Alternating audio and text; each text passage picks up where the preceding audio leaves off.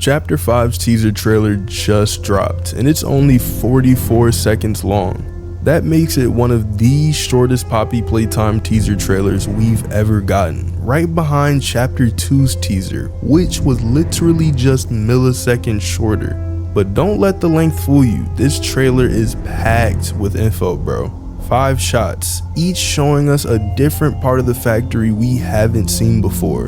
And right at the end, hidden for a single frame, there's a secret message that might change everything. So we're gonna break down every single shot, figure out what each location is, and try to piece together what is actually waiting for us in Chapter 5. Because after going through this frame by frame, it's clear that Mob Entertainment isn't just teasing the next chapter. They're showing us something we weren't supposed to see yet. So let's get into it, starting with shot 1.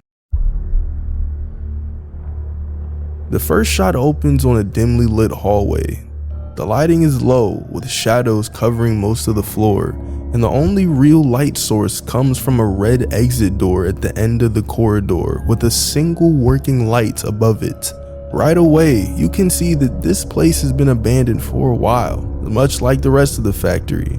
There's a trolley on the left side with different colored bottles and boxes scattered around it. One red bottle is lying on the floor, which stands out to me just because of how deliberate the placement looks, or just the fact that it's red in contrast with the blue hallways. I don't know, bro, somebody put that there. On the left wall, there's a strip of star decorations running along the top. Lined up on this decoration are copies of Cat B, Yarnaby, and Catnap, likely put there to make the space feel more friendly for children, similar to how you'd see decorations in a dentist or doctor's office. But then you notice the stain. At the top of the door on the left, there's what appears to be a blood stain. It's dark, dried, and it immediately tells you that something violent happened here.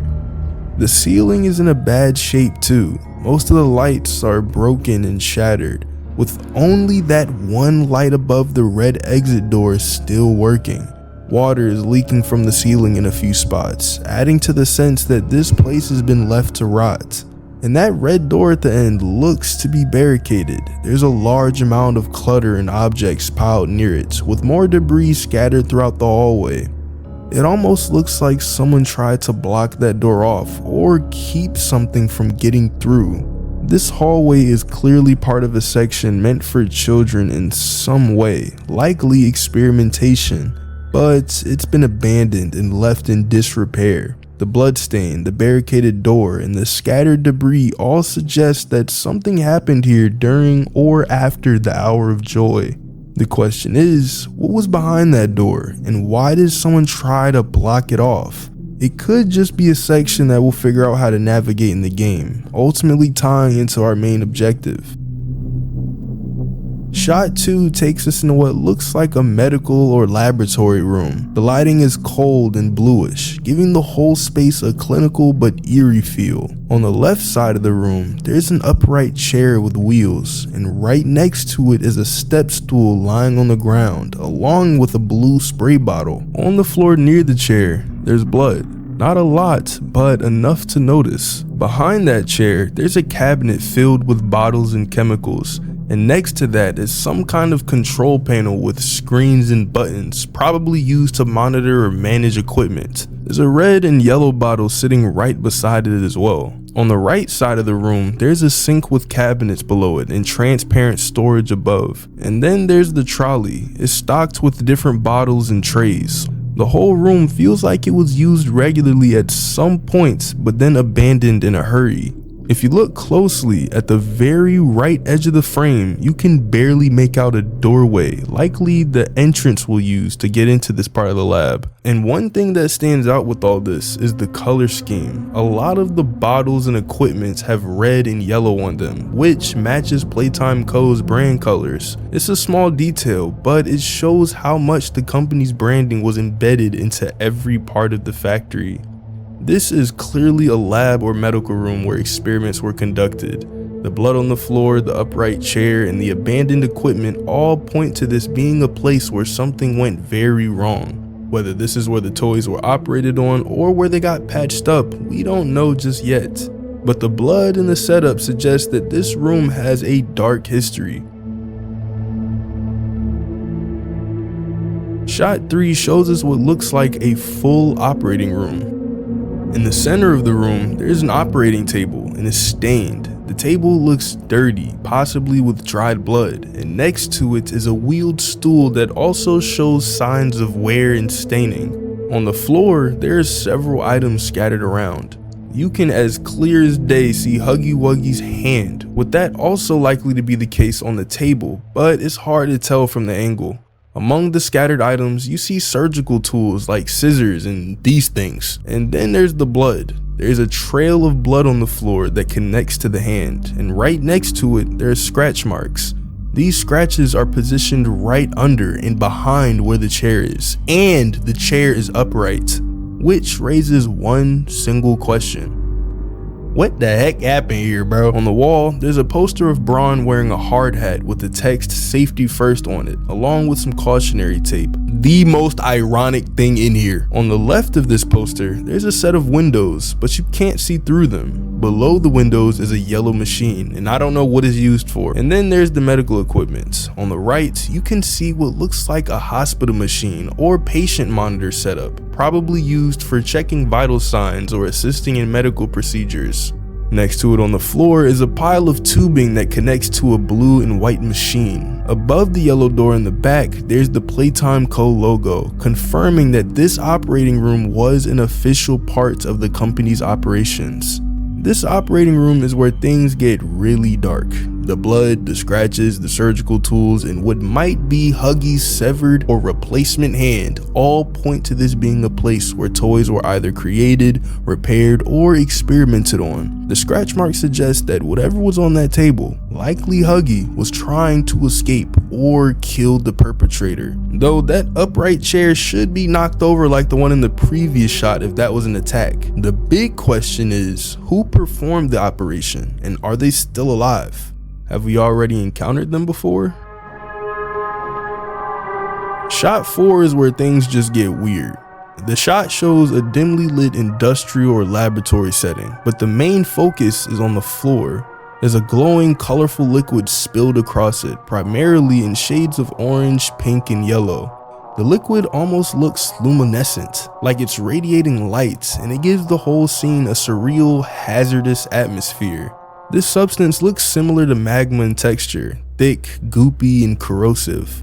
It's splattered across the floor in multiple spots, and it's clearly not something that should be there. In the background, there's a partially open doorway emitting an orange glow, and walking past that doorway, you can see the prototype's legs. It's the same way we saw him in chapter 4 when he walked past us, Kissy, Missy, and Poppy before us sneaking into Safe Haven. And I think I'm gonna roll with the idea that Poppy hit the prototype with a 1-2 headbutt uppercut combo before getting the piggyback ride from an already injured Kissy Missy who clearly lost her 1v1. The prototype got his plan so deep, he injured Kissy's arm during the scrap just so she wouldn't have enough strength to save us from his replanted bombs, resulting in the creation of Playtime Co.'s first ever shown done dirty amputee.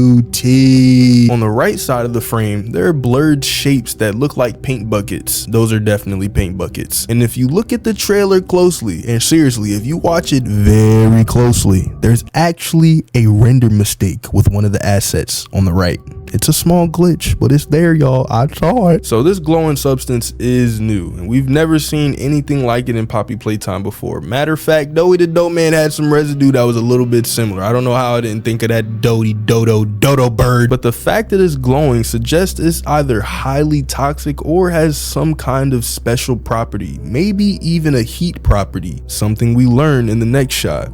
The prototype walking past the doorway tells us that he is nearby and might even be connected to this substance. This substance might even be connected to something else entirely, like a character we've never even seen before. But the big questions are, what is this liquid? Why is it here? And what does it have to do with the prototype's plan? Shot 5 is the most visually striking shot in the entire trailer, bro. The shot shows a dimly lit hallway with walls that appear to have more of that red, vicious, weird looking magmatic-like substance. At the end of the hallway, flames are burning brightly, illuminating the scene with an orange glow. And in front of the fire, there's a cardboard cutout of Poppy, the same kind of cutout we've seen throughout the game. But this one is different. It's partially engulfed in flames and slowly burning away, but the cutout is also partially submerged in that same glowing magma-like substance we saw in shot 4. The liquid is climbing the walls and bubbling up on the floor, leaving an orange residue behind. Now this shot is definitely symbolic. Poppy's cutout burning in the flames, surrounded by this strange glowing substance, feels like foreshadowing. Is this showing us what's gonna happen to Poppy if we don't complete our mission in chapter 5? Or is this a metaphor for something else? Maybe the destruction of everything Poppy represents? The fact that it's her cutout burning and not any other character suggests that Poppy is gonna be in serious danger in chapter 5. And that glowing substance is clearly connected to what the prototype is planning, right? Now here is where it gets real interesting. Right before the number 5 appears on screen to reveal the chapter number, there's a little glitch transition. But for one frame, literally one frame, a hidden message flashes on screen. Now, apart from the abstracted pixelated forms of flames and also what seems to be Poppy's mask, there's text scattered across the screen. And here's what the text says. By the way, I'm going for some crazy dramatic voice, so here we go. The needle pulls a thread. The body writhes on the table. Is this it? Is this life? Footsteps echo off the manor floors. What do I do now? Where do I belong? The eyes glued to the screen. Transformation and rebirth. Do you think you know what he wants? You don't know anything.